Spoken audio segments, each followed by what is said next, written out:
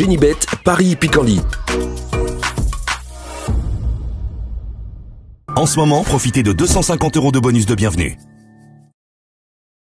Bonjour à tous, on se retrouve sur canalturf.com. On va parler des réunions et du programme de ce mercredi 28 septembre. Le Quintet Plus Top 5 Génibet se déroulera sur les l'hippodrome de Vire. Vous le savez sans doute, il s'agira notamment d'une nouvelle étape du Grand National du Trot édition 2022, la 11e du tournoi.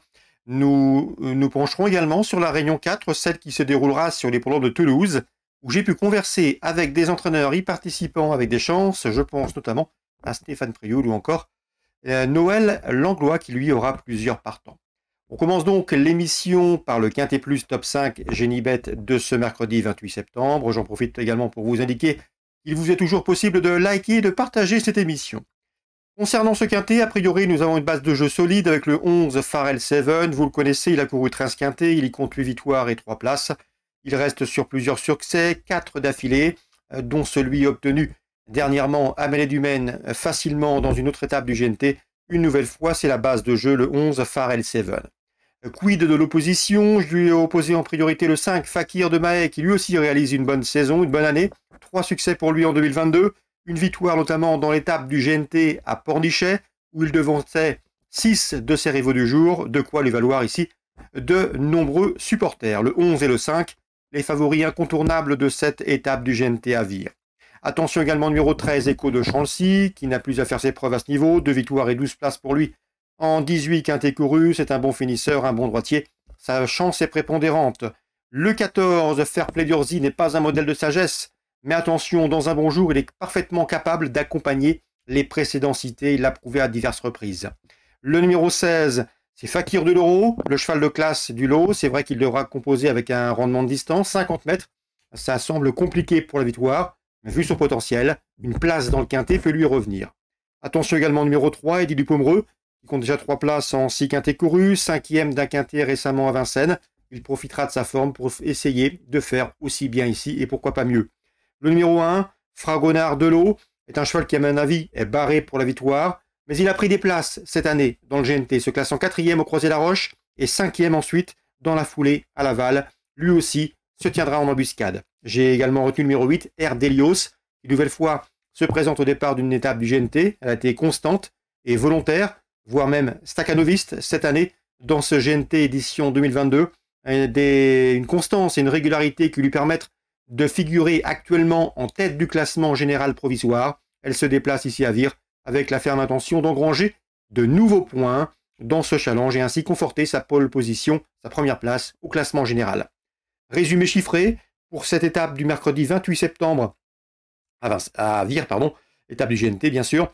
11, 5, 13 et 14. Ensuite le 16, le 3, le 1 et le numéro 8. En canon partant, je citerai le numéro 2, Girolamo, qui lui aussi connaît bien ce circuit. On se retrouve maintenant pour les coups de cœur et les informations de ce mercredi. En ce moment, profitez de 250 € de bonus de bienvenue.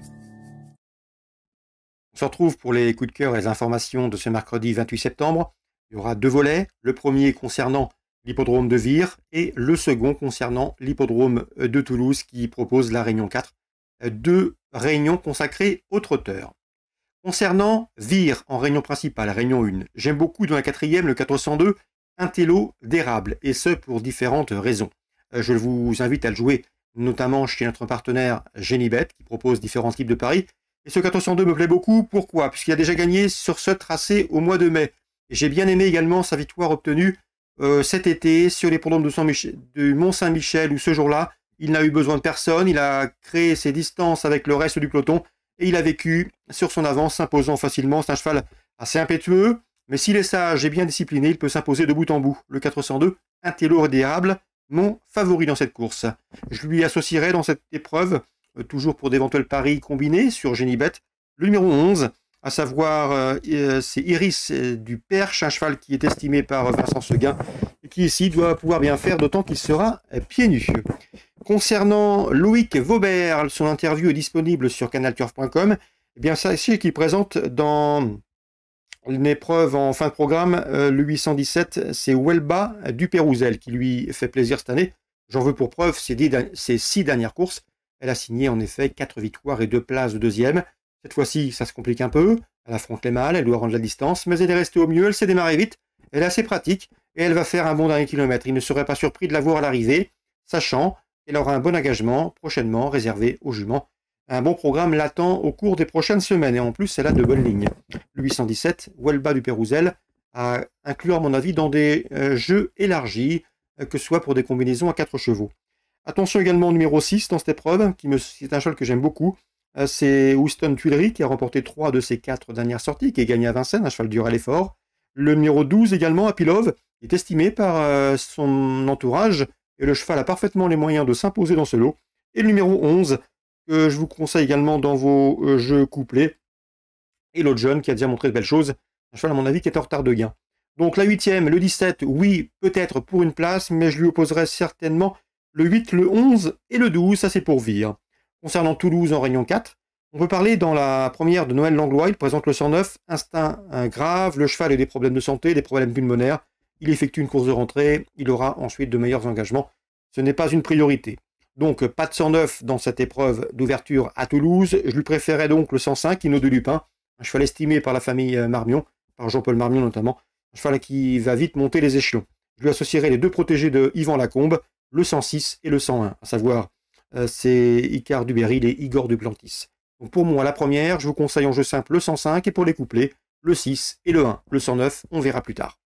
Concernant Stéphane Prioul, il présente un cheval qu'il aime beaucoup, qui a déjà gagné à Paris, qui lui a fait d'énormes satisfactions. C'est le 208 Elliot de Chaos. Le cheval monte en puissance, il sera ensuite revu à Vincennes. Un bon programme l'attend, notamment sur des 2100 mètres départ lancés. Le cheval ici affronte des adversaires à sa portée. Il doit pouvoir se mettre en évidence. L'opposition, elle viendra du numéro 6, Exode de Félière, une jument régulière. Et le numéro 7 également, Hawk des Loises, qui d'après son entraîneur, Noël Langlois, est capable de se placer. La deuxième course, c'est 8, 6 et 7.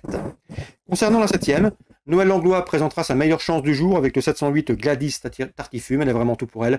La jument est en forme, c'est une bonne droitière, elle sait finir vite. Il lui faudrait une course rythmée, ce qui devrait être le cas avec les concurrents du premier échelon. Elle va finir vite, elle peut faire un bon dernier kilomètre. Et j'ai senti un Noël Langlois très confiant pour la victoire. Le 708, Gladys Tartifume, l'entraîneur, est très confiant. Je lui poserai les deux concurrents du premier poteau, mais ce ne sont pas des coups sûrs. Je m'explique, ils sont fautifs, notamment le 1, George Delou, délicat mais doué, mais à inclure dans des trios.